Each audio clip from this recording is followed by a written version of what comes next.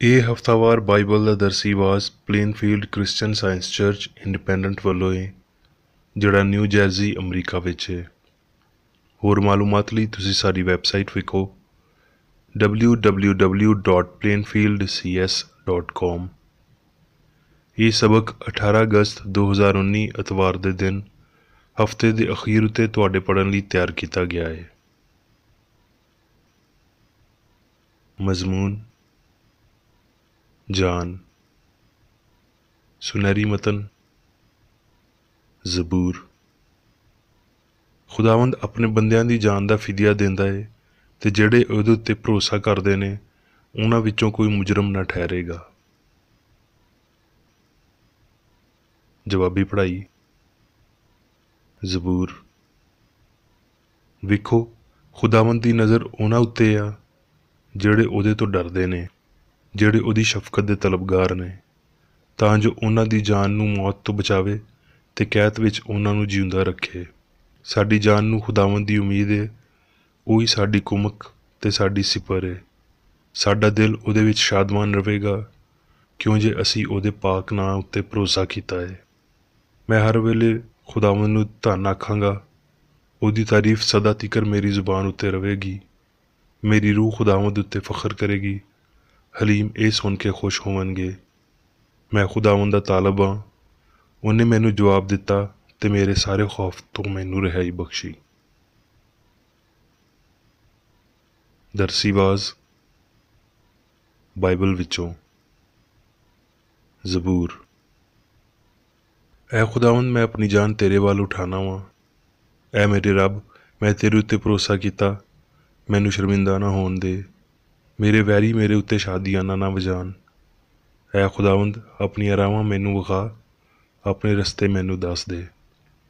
ਮੈਨੂੰ ਆਪਣੀ ਸੱਚਾਈ ਉੱਤੇ ਚਲਾ ਤੇ ਤਾਲੀਮ ਦੇ, ਕਿਉਂ ਜੇ ਤੂੰ ਮੇਰਾ ਮੁਕਤੀ ਦੇਣ ਵਾਲਾ ਰੱਬ ਹੈ। ਮੈਂ ਦਿਨ ਭਰ ਤੇਰੀ ਉਡੀਕ ਵਿੱਚ ਰਹਿਣਾ ਵਾਂ। ਐ ਖੁਦਾਵੰਦ, ਆਪਣੀਆਂ ਰਹਿਮਤਾਂ ਤੇ ਸ਼ਫਕਤਾਂ ਨੂੰ ਯਾਦ ਫਰਮਾ, ਕਿਉਂ ਜੇ ਉਹ ਅਜ਼ਲ ਤੋਂ ਨੇ। ਜਿਹੜੇ ਖੁਦਾਵੰਦ ਦੇ ਐਤ ਤੇ ਉਹਦੀਆਂ ਸ਼ਹਾਦਤਾਂ ਨੂੰ ਮੰਨਦੇ ਨੇ, ਉਹਨਾਂ ਲਈ ਉਹਦੀਆਂ ਸਾਰੀਆਂ ਰਾਹਾਂ ਸ਼ਫਕਤ ਤੇ ਸੱਚਾਈ ਨੇ। ਉਹ ਕਿਹੜਾ ਹੈ ਜਿਹੜਾ ਖੁਦਾਵੰਦ ਤੋਂ ਡਰਦਾ ਹੈ? ਖੁਦਾਵੰਦ ਉਹਨੂੰ ਉਸੇ ਹੀ ਰਾਹ ਦੀ ਤਾਲੀਮ ਦੇਵੇਗਾ ਜਿਹੜੀ ਉਹਨੂੰ ਪਸੰਦ ਹੈ। ਉਹਦੀ ਜਾਨ ਸਕੂਨ ਵਿੱਚ ਰਹੇਗੀ ਤੇ ਉਹਦੀ ਪੀੜ੍ਹੀ ਧਰਤੀ ਦੀ ਵਾਰਸ ਹੋਵੇਗੀ। ਮੇਰੀ ਜਾਨ ਦੀ ਹਿਫਾਜ਼ਤ ਕਰ ਤੇ ਮੈਨੂੰ ਛੁਡਾ, ਮੈਨੂੰ ਸ਼ਰਮਿੰਦਾ ਨਾ ਹੋਣ ਦੇ, ਕਿਉਂ ਜੇ ਮੇਰਾ ਭਰੋਸਾ ਤੇਰੇ ਉੱਤੇ ਹੀ ਹੈ। ਦਿਆਨਤਦਾਰੀ ਤੇ ਰਾਸਤਬਾਜ਼ੀ ਮੈਨੂੰ ਸਲਾਮਤ ਰੱਖਣ, ਕਿਉਂ ਜੇ ਮੈਨੂੰ ਤੇਰੀ ਉਮੀਦ ਹੈ। ਜ਼ਬੂਰ।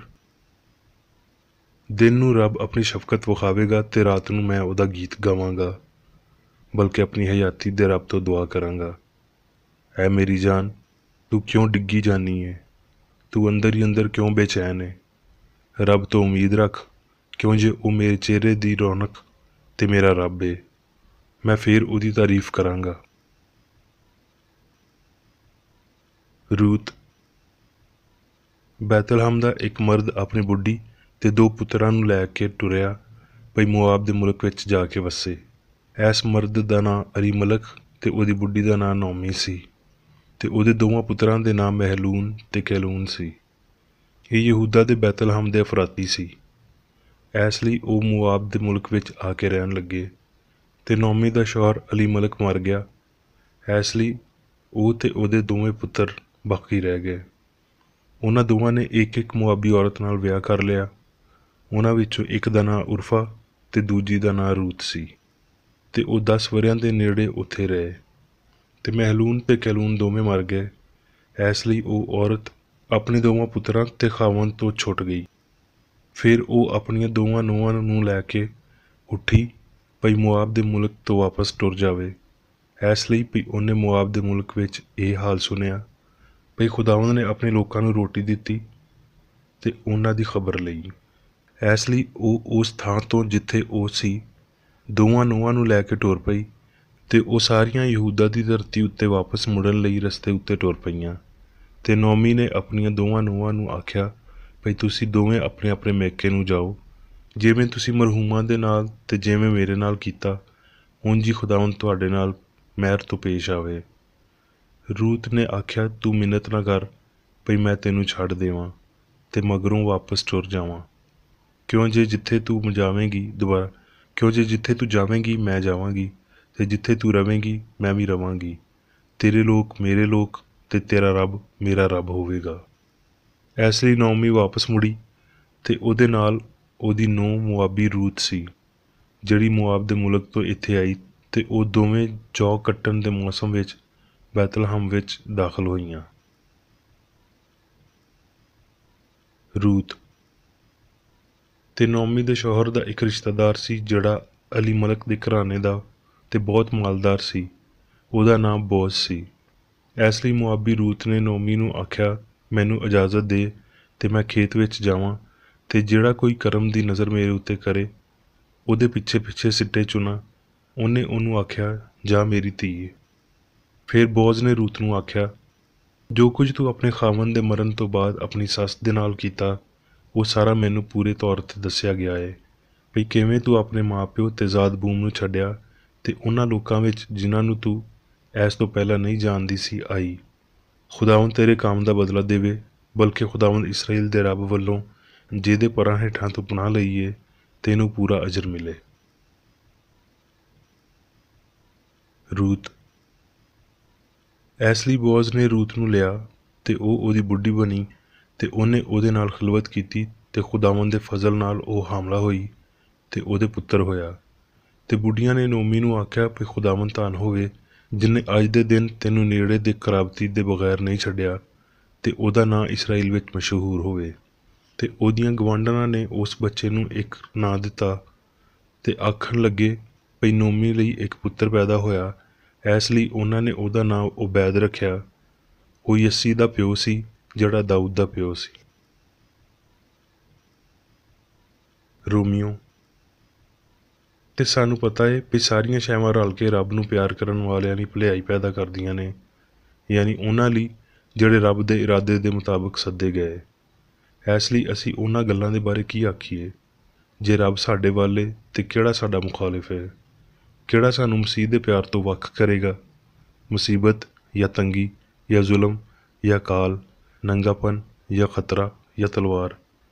ਪਰ ਇਹਨਾਂ ਸਾਰੀਆਂ ਹਾਲਤਾਂ ਵਿੱਚ ਮਸੀਹ ਪਾਰੋਂ ਜਿਹਨੇ ਸਾਡੇ ਨਾਲ ਪਿਆਰ ਕੀਤਾ, ਸਾਨੂੰ ਫਤਹ ਤੋਂ ਵੀ ਵੱਧ ਕੇ ਗਲਬਾ ਹਾਸਲ ਹੁੰਦਾ ਹੈ। ਕਿਉਂ ਜੇ ਮੈਨੂੰ ਯਕੀਨ ਹੈ ਭਈ ਰੱਬ ਦਾ ਪਿਆਰ ਜਿਹੜਾ ਸਾਡੇ ਖੁਦਾਵੰਦ ਮਸੀਹ ਯਿਸੂ ਵਿੱਚ ਹੈ, ਉਹਦੇ ਤੋਂ ਸਾਨੂੰ ਨਾ ਮੌਤ ਵੱਖ ਕਰ ਸਕੇਗੀ, ਨਾ ਹਯਾਤੀ, ਨਾ ਫਰਿਸ਼ਤੇ, ਨਾ ਹਕੂਮਤਾਂ, ਨਾ ਹਾਲ ਦੀਆਂ ਨਾ ਇਸਤਕਬਾਲ ਦੀਆਂ ਸ਼ੈਵਾਂ, ਨਾ ਕੁਦਰਤ, ਨਾ ਬੁਲੰਦੀ, ਨਾ ਪਸਤੀ, ਨਾ ਕੋਈ ਹੋਰ ਮਖਲੂਕ। ਮੁਕਾਸ਼ਫਾ ਯਿਸੂ ਮਸੀਹ ਦਾ ਮੁਕਾਸ਼ਫਾ, ਜਿਹੜਾ ਉਹਨੂੰ ਰੱਬ ਵੱਲੋਂ ਇਸ ਲਈ ਹੋਇਆ ਵੀ ਆਪਣੇ ਬੰਦਿਆਂ ਨੂੰ ਉਹ ਗੱਲਾਂ ਵਿਖਾਵੇ ਜਿਨ੍ਹਾਂ ਦਾ ਜਲਦ ਹੋਣਾ ਜ਼ਰੂਰ ਹੈ, ਤੇ ਉਹਨੇ ਫਰਿਸ਼ਤੇ ਨੂੰ ਘੱਲ ਕੇ ਉਹਦੀ ਮਾਰਫਤ ਉਹਨਾਂ ਨੂੰ ਆਪਣੇ ਬੰਦੇ ਯੂਹੰਨਾ ਉੱਤੇ ਜ਼ਾਹਿਰ ਕੀਤਾ, ਜਿਹਨੇ ਰੱਬ ਦੇ ਕਲਾਮ ਤੇ ਯਿਸੂ ਮਸੀਹ ਦੀ ਗਵਾਹੀ ਦੀ, ਯਾਨੀ ਉਹਨਾਂ ਸਾਰੀਆਂ ਸ਼ੈਵਾਂ ਦੀ ਜਿਹੜੀਆਂ ਉਹਨੇ ਵੇਖੀਆਂ ਸੀ, ਸ਼ਹਾਦਤ ਦਿੱਤੀ। ਮੁਕਾਸ਼ਫਾ ਫਿਰ ਮੈਂ ਇੱਕ ਨਵਾਂ ਅਸਮਾਨ ਤੇ ਨਵੀਂ ਧਰਤੀ ਨੂੰ ਵੇਖਿਆ, ਕਿਉਂ ਜੇ ਪਹਿਲਾ ਅਸਮਾਨ ਤੇ ਪਹਿਲੀ ਧਰਤੀ ਜਾਂਦੀ ਰਹੀ ਸੀ ਤੇ ਸਮੁੰਦਰ ਵੀ ਨਾ ਰਿਹਾ। ਫਿਰ ਮੈਂ ਸ਼ਹਿਰ ਮੁਕੱਦਸ ਨਵੇਂ ਯਰੂਸ਼ਲਮ ਨੂੰ ਅਸਮਾਨ ਉੱਤੋਂ ਰੱਬ ਕੋਲੋਂ ਉਤਰਦਿਆਂ ਵੇਖਿਆ, ਤੇ ਉਹ ਉਸ ਵਹੁਟੀ ਦੀ ਤਰ੍ਹਾਂ ਸਜਿਆ ਹੋਇਆ ਸੀ ਜਿਹਨੇ ਆਪਣੇ ਸ਼ੌਹਰ ਲਈ ਸ਼ਿੰਗਾਰ ਕੀਤਾ ਹੋਵੇ। ਫਿਰ ਮੈਂ ਤਖਤ ਵਿੱਚੋਂ ਕਿਸੇ ਨੂੰ ਉੱਚੀ ਆਵਾਜ਼ ਨਾਲ ਇਹ ਆਖਦਿਆਂ ਸੁਣਿਆ, ਭਈ ਵੇਖ, ਰੱਬ ਦਾ ਖੈਮਾ ਆਦਮੀਆਂ ਦੇ ਵਿਚਕਾਰ ਏ, ਤੇ ਉਹ ਉਹਨਾਂ ਦੇ ਨਾਲ ਸਕੂਨਤ ਕਰੇਗਾ, ਤੇ ਉਹ ਉਹਦੇ ਲੋਕ ਹੋਣਗੇ, ਤੇ ਰੱਬ ਆਪ ਉਹਨਾਂ ਦੇ ਨਾਲ ਰਵੇਗਾ ਤੇ ਉਹਨਾਂ ਦਾ ਰੱਬ ਹੋਵੇਗਾ, ਤੇ ਉਹ ਉਹਨਾਂ ਦੀਆਂ ਅੱਖੀਆਂ ਦੇ ਸਾਰੇ ਅਥਰੂ ਪੂੰਝ ਦੇਵੇਗਾ। ਇਹਦੇ ਤੋਂ ਬਾਅਦ ਨਾ ਮੌਤ ਰਵੇਗੀ, ਨਾ ਵੈਨ ਰਵੇਗਾ, ਨਾ ਚੀਖ, ਨਾ ਪੁਕਾਰ, ਨਾ ਪੀੜ। ਪਹਿਲੀਆਂ ਸ਼ੈਵਾਂ ਜਾਂਦੀਆਂ ਰਹੀਆਂ।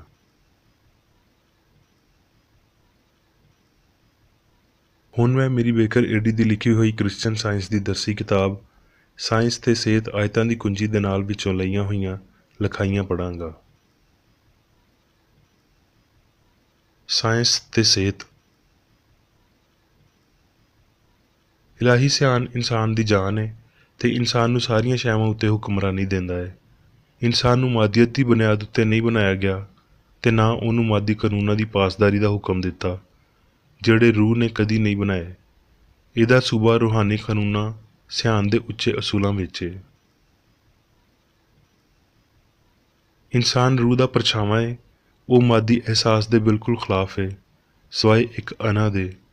ਅਸੀਂ ਉਦੋਂ ਗਲਤੀ ਕਰਦੇ ਹਾਂ ਜਦੋਂ ਅਸੀਂ ਰੂਹ ਨੂੰ ਵੱਖਰੀਆਂ ਵੱਖਰੀਆਂ ਰੂਹਾਂ ਵਿੱਚ ਵੰਡ ਦਿੰਦੇ ਹਾਂ, ਸਿਆਣ ਨੂੰ ਹੋਰ ਸਿਆਣਾਂ ਵਿੱਚ ਵਧਾ ਦਿੰਦੇ ਹਾਂ ਅਤੇ ਗਲਤੀ ਤੋਂ ਸਿਆਣ ਬਣਾਉਣ ਦੀ ਤਵੱਕੋ ਰੱਖਦੇ ਹਾਂ।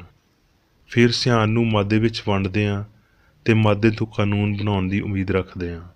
ਜਹਾਲਤ ਤੋਂ ਸਿਆਣ ਵਾਂਗਰ ਕੰਮ ਕਰਨ ਅਤੇ ਫਾਨੀਅਤ ਤੋਂ ਲਾਫਾਨੀਅਤ ਦਾ ਸਾਂਚਾ ਬਣਨ ਦੀ ਉਮੀਦ ਕਰਦੇ ਹਾਂ। ਅਸੀਂ ਇਹਦੇ ਤੋਂ ਇਨਕਾਰ ਨਹੀਂ ਕਰ ਸਕਦੇ ਵੀ ਹਯਾਤੀ ਖੁਦ ਪਰਵਰ ਹੈ, ਅਤੇ ਸਾਨੂੰ ਰੂਹ ਦੇ ਹਮੇਸ਼ਾ ਵਾਲੀ ਹਮ ਆਹੰਗੀ ਤੋਂ ਇਨਕਾਰ ਨਹੀਂ ਕਰਨਾ ਚਾਹੀਦਾ, ਕਿਉਂ ਜੇ ਜ਼ਾਹਰੀ ਅਹਿਸਾਸਾਂ ਵਿੱਚ ਇਖਤਲਾਫ ਹੁੰਦਾ ਹੈ, ਇਹ ਰੱਬ ਯਾਨੀ ਅਸੂਲ ਤੋਂ ਸਾਡੀ ਨਾਵਾਕਫੀਅਤ ਹੈ ਜਿਹੜੀ ਜ਼ਾਹਰੀ ਇਖਤਲਾਫ ਨੂੰ ਜਨਮ ਦਿੰਦੀ ਹੈ ਅਤੇ ਇਹਦੇ ਬਾਰੇ ਚੰਗੀ ਸੋਚ ਹਮ ਆਹੰਗੀ ਨੂੰ ਬਹਾਲ ਕਰਦੀ ਹੈ।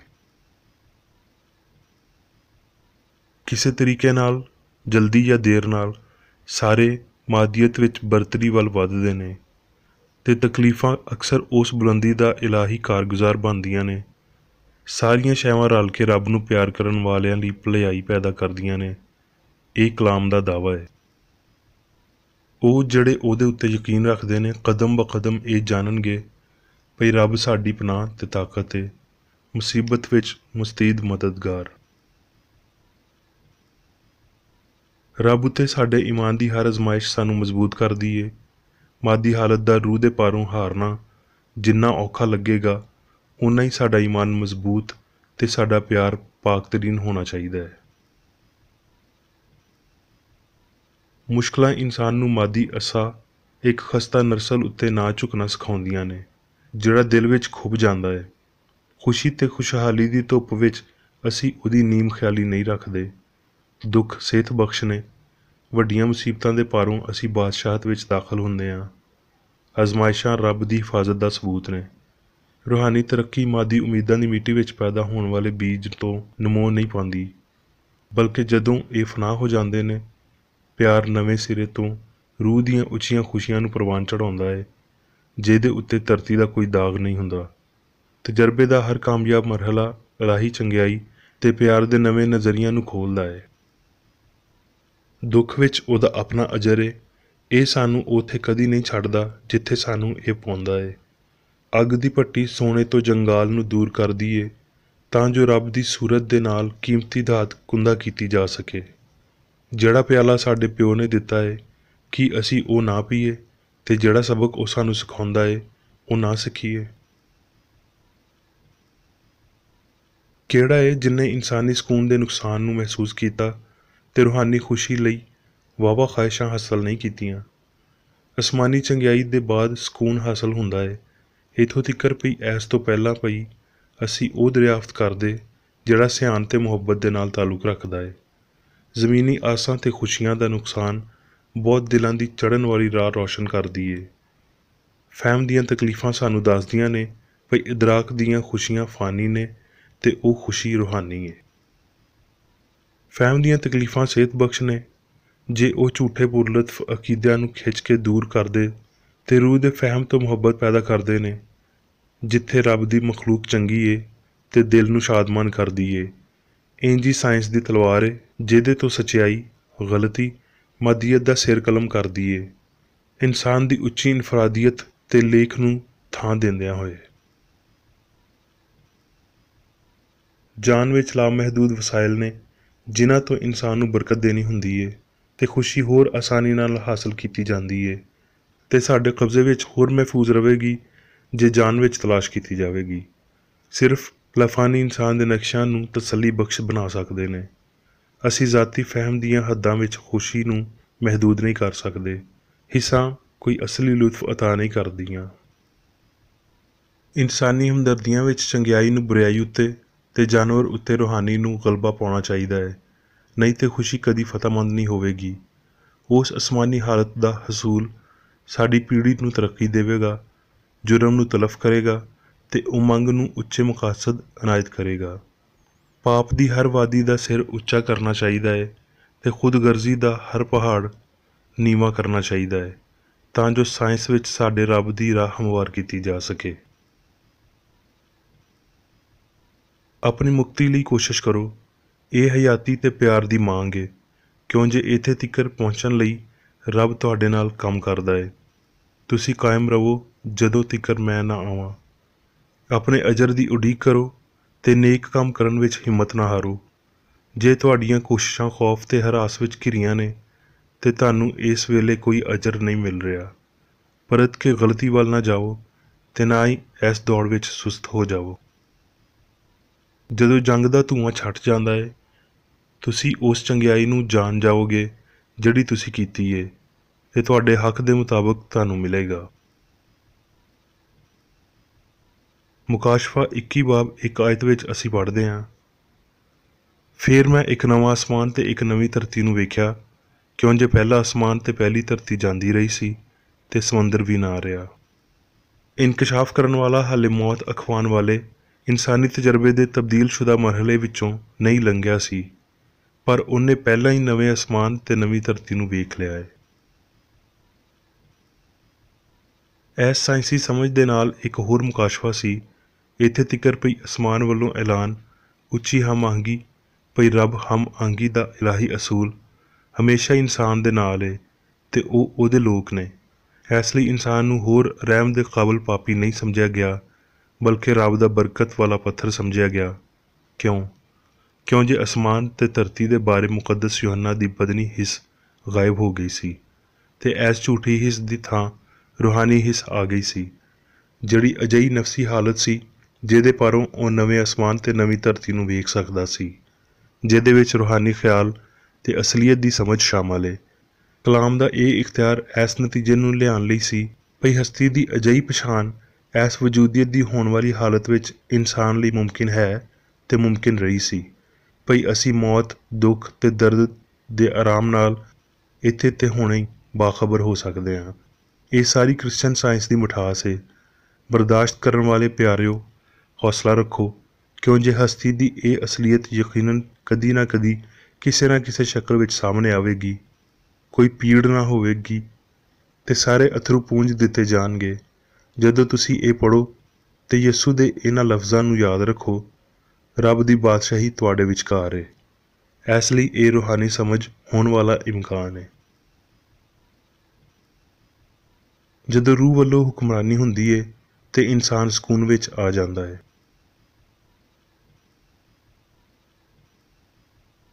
ਹੁਣ ਮੈਂ ਮੇਰੀ ਬੇਕਰ ਏਡੀ ਵੱਲੋਂ ਚਰਚ ਮੈਨੂਅਲ ਵਿੱਚ ਦਿੱਤੇ ਹੋਏ ਰੋਜ਼ਾਨਾ ਦੇ 3 ਫਰਜ਼ ਪੜ੍ਹਾਂਗਾ। ਰੋਜ਼ਾਨਾ ਦੀ ਦੁਆ। ਇਸ ਚਰਚ ਦੇ ਹਰ ਰੁਕਨ ਦਾ ਇਹ ਫਰਜ਼ ਹੈ ਭਈ ਹਰ ਰੋਜ਼ ਉਹ ਇਹ ਦੁਆ ਕਰੇ, ਤੇਰੀ ਬਾਦਸ਼ਾਹੀ ਆਵੇ, ਇਲਾਹੀ ਸੱਚਾਈ, ਹਯਾਤੀ ਤੇ ਪਿਆਰ ਦੀ ਸਲਤਨਤ ਮੇਰੇ ਅੰਦਰ ਕਾਇਮ ਹੋਵੇ ਤੇ ਸਾਰੇ ਪਾਪ ਮੈਥੋਂ ਨਿਕਲ ਜਾਣ ਤੇ ਤੇਰਾ ਕਲਾਮ ਸਾਰੇ ਇਨਸਾਨਾਂ ਦੇ ਪਿਆਰ ਨੂੰ ਵਧਾਵੇ ਤੇ ਉਹਨਾਂ ਉੱਤੇ ਹਕੂਮਤ ਕਰੇ। ਮਕਸਦਾਂ ਤੇ ਕੰਮਾਂ ਦਾ ਇੱਕ ਅਸੂਲ। ਨਾ ਕੋਈ ਮੁਖਾਲਫਤ ਤੇ ਨਾ ਕੋਈ ਜ਼ਾਤੀ ਤਾਲੁਕ ਮਾਦਰੀ ਚਰਚ ਦੇ ਕਿਸੇ ਰੁਕਨ ਦੇ ਮਕਸਦਾਂ ਜਾਂ ਕੰਮਾਂ ਉੱਤੇ ਅਸਰ ਨਹੀਂ ਕਰਨੇ ਚਾਹੀਦੇ।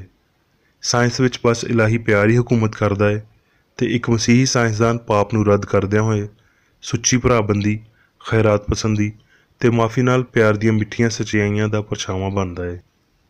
ਇਸ ਚਰਚ ਦੇ ਸਾਰੇ ਰੁਕਨਾਂ ਨੂੰ ਸਾਰੇ ਪਾਪਾਂ ਤੋਂ, ਗਲਤ ਤਰ੍ਹਾਂ ਦੀਆਂ ਪੇਸ਼ਨਗੋਈਆਂ, ਮੁਨਸਫੀਆਂ, ਮੁਜ਼ਮਤਾਂ, ਸਲਾਹਾਂ, ਗਲਤ ਅਸਰਾਂ ਨੂੰ ਲੈਣ ਤੇ ਗਲਤ ਅਸਰ ਦੇਣ ਤੋਂ ਆਜ਼ਾਦ ਰਹਿਣ ਲਈ ਹਰ ਰੋਜ਼ ਖਿਆਲ ਰੱਖਣਾ ਚਾਹੀਦਾ ਹੈ ਤੇ ਦੁਆ ਕਰਨੀ ਚਾਹੀਦੀ ਹੈ। ਫਰਜ਼ ਲਈ ਚੁਸਤੀ। ਇਸ ਚਰਚ ਦੇ ਹਰ ਰੁਕਨ ਦਾ ਇਹ ਫਰਜ਼ ਹੈ ਭਈ ਉਹ ਹਰ ਰੋਜ਼ ਜਾਰਿਹਾਨਾ ਜ਼ੇਹਨੀ ਸਲਾਹਾਂ ਦੇ ਖਿਲਾਫ ਆਪਣੇ ਆਪ ਨੂੰ ਤਿਆਰ ਰੱਖੇ ਤੇ ਰੱਬ, ਆਪਣੇ ਕਾਇਦ ਤੇ ਇਨਸਾਨਾਂ ਲਈ ਆਪਣੇ ਫਰਜ਼ਾਂ ਨੂੰ ਨਾ ਕਦੀ ਭੁੱਲੇ ਤੇ ਨਾ ਕਦੀ ਨਜ਼ਰਅੰਦਾਜ਼ ਕਰੇ। ਉਹਦੇ ਕੰਮਾਂ ਦੇ ਰਾਹੀਂ ਉਹਦਾ ਇਨਸਾਫ ਹੋਵੇਗਾ, ਉਹ ਬੇਕਸੂਰ ਜਾਂ ਕਸੂਰਵਾਰ ਹੋਵੇਗਾ।